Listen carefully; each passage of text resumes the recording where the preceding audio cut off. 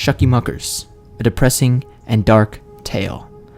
There are many incidents involving Shucky Muckers and his restaurant, but I'll tell the overlooked story. Shucky Muckers before his first victim, from his birth to his death as a human.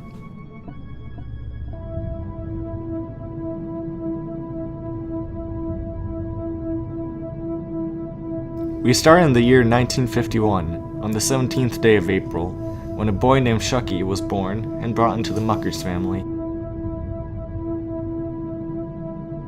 The great relatives of the Muckers family originally had a different surname, but changed themselves to the Muckers family while under the influence of alcohol, and got it changed legally. In short, this was a family of nutcases. 3 years later, on July 1st, 1954, they had built a lodge to support their growing family, but they could all feel something was coming. Money was tight and their farm could not support the family anymore. The problems arose when Chucky got lost, very deep in the mountainous woods, on May 15th, 1959. He couldn't find his way home for 2 whole weeks, and nearly got killed by a grizzly bear. Those 2 weeks were very cold, and Chucky did not have proper layers. His parents thought he was dead.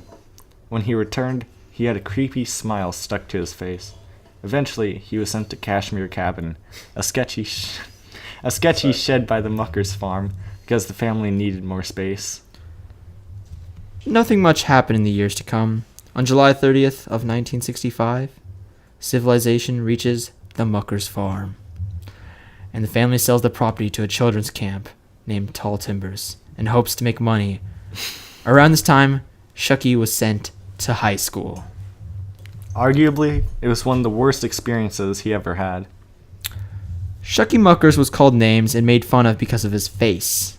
Once a student threw him against his locker, giving him a head injury, and the bully did not get in trouble, leaving Shucky Muckers more neglected than ever. Shucky had no friends. Even his family didn't like him that much. On top of all these problems, Shucky had failing grades and would not be able to graduate high school. 2 years later, Shucky drops out of high school because of bullying, and in between 1968 and 1969, he desperately looks for a job, but he cannot find one. Eventually, Shucky's parents kicked him out of the house. In looking for a place to stay, Shucky went to the city, where his uncle lived. His uncle was in the middle class, and he could easily let him live at his apartment, but he still cared about Shucky's future. Do you want to complete your senior year of high school at Garfield? No! High school was one of my worst experiences. Well, then you're going to have to work for me. Fine. I will work at your pizza place. While working in his uncle's pizzeria, Shucky finally found his passion for cooking. He never procrastinated, and he always made the best pizzas. After a few years' worth of working, Shucky Muckers became the manager of his uncle's restaurant. However, Shucky was not satisfied with his newfound management. Instead, he used his money to buy his own restaurant at the waterfront. Without much creativity at the time, Shucky Muckers named the restaurant after himself. After all this time, I can finally say I am proud of myself. Well, you sure have earned it. With Shucky's new money, he decorated his restaurant with some very fine wood carvings, right next to the widely loved Adrian's Clam House. He made a great menu with all the food and beverages an American would like, and even put up a sign depicting his own face. Business was going great. People were excited to eat what was on the menu at Shucky Muckers. There were no soggy fries, the burgers weren't frozen, and last but not least, there were no urine-flavored milkshakes. All was good until one day when a customer complained about the food. These fries here are way too soggy. The patty's frozen. There's probably urine in my milkshake, and the sign's very creepy. I wouldn't want to take my child here anytime.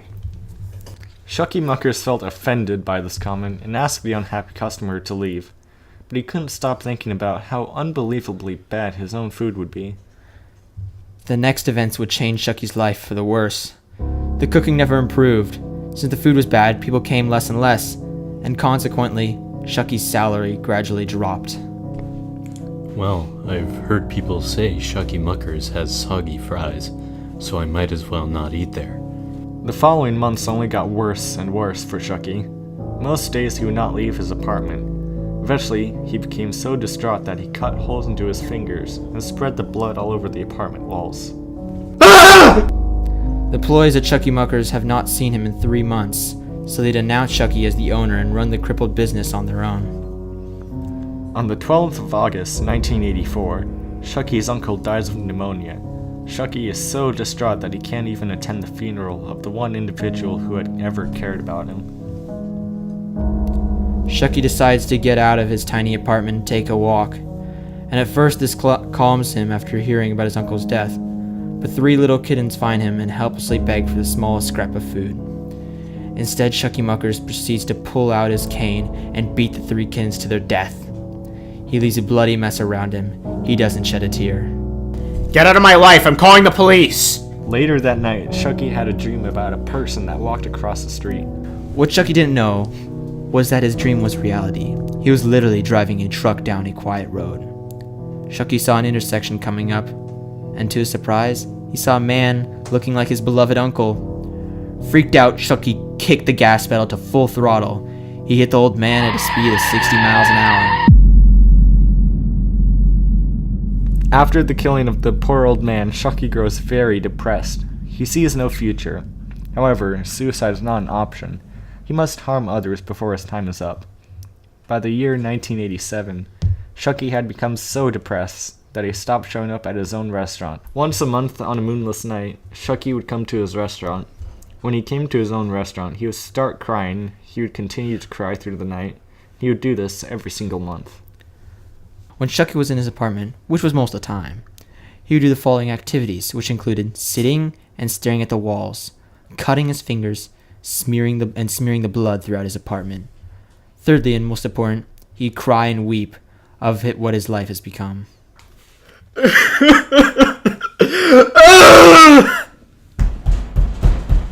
Shucky finally realized that he had one hope. He'd find his family and kill them. Shucky wanted to kill his family for bringing him into this godforsaken world. It was a long drive back to his family, who lived deep in the mountains, through miles upon miles that were off the highway and on the back roads. Alright, only 30 more miles. At the end of the road, he reached the ranch, where he grew up. No one was home. All the memories of his upbringing reached his head. A single tear fell out of the edge of his eye. Nothing had made him more emotional, and almost human, than seeing the old ranch where he had grew up. Times were better back then. He did the only thing he could. He lit a match and burned down the ranch that he had lived on for so many years. The ranch burned and burned until it was left in smithereens. A couple trees caught on fire with the lodge. Thank God. The deed was done. 'Twas a cold night. Shucky slowly walked back into his car, paused, and breathed a few breaths. It was so cold out, so the breaths he breathed were seen on his window. Shucky turned on his car, but to no avail, the engine failed to start. Shucky then climbed out of his 1972 Chevy LUV, jump-started his car, and the engine started. The top speed of his 1972 Chevy LUV on the dirt road wasn't very fast. This road was more than 30 miles long. It would take him hours to get back to civilization. Halfway between Camp Tall Timbers and the highway, his car broke down. It was dead silent in the empty forest. The night was young. The sun wouldn't rise for another 5 hours. God, why? In the back of the truck was some ayahuasca tea that he acquired from the local farmer's market. He took a plastic cup that he used for coffee before. He filled his cup up with ayahuasca tea. He drank and he kept drinking. He couldn't stop drinking. Shucky passed out. Shucky watches himself leave his body as he sees his future play in front of him.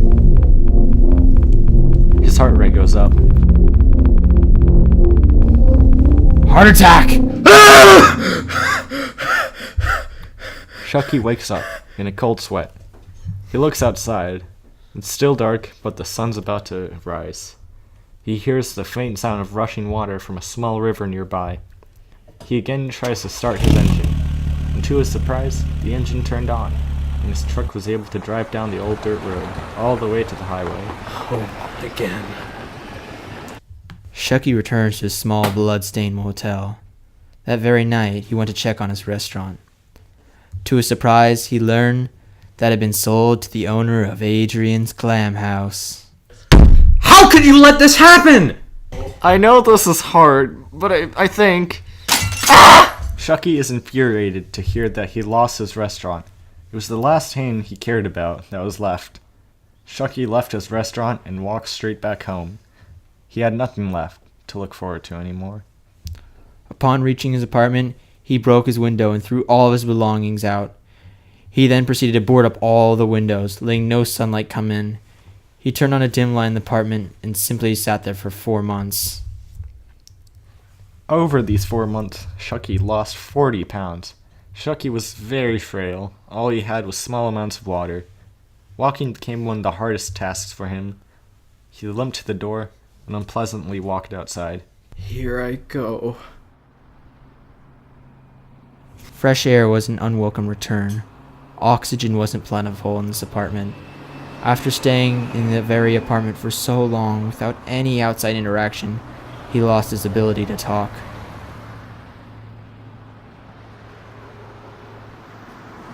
Shucky Muckers decided to limp a mile to his good old favorite restaurant, Shucky Muckers, or what is now Adrian's Clam House. Shucky's hands are bloody, and he sees his goal clearly. Ah! God damn it! No more. No more. My life has been such a failure. Shucky stumbles to the kitchen, opens the oven, and finds a small bike lock on the counter. He then climbs into the oven, sets it to a broil, and straps the bike lock to the oven to a hook in the oven, so he cannot get out from the inside. Help! Help! As the heating turns on, Shucky slowly regrets his decision. He screams for help, but it is to no avail. As the oven heats up, Shucky's pain starts to disappear. He stops complaining. Shucky sheds a final tear of happiness as his consciousness slips away. Looks like we left the buffalo pig cooking too long. Limited edition burnt meat. I'm sure this will make a fine meal.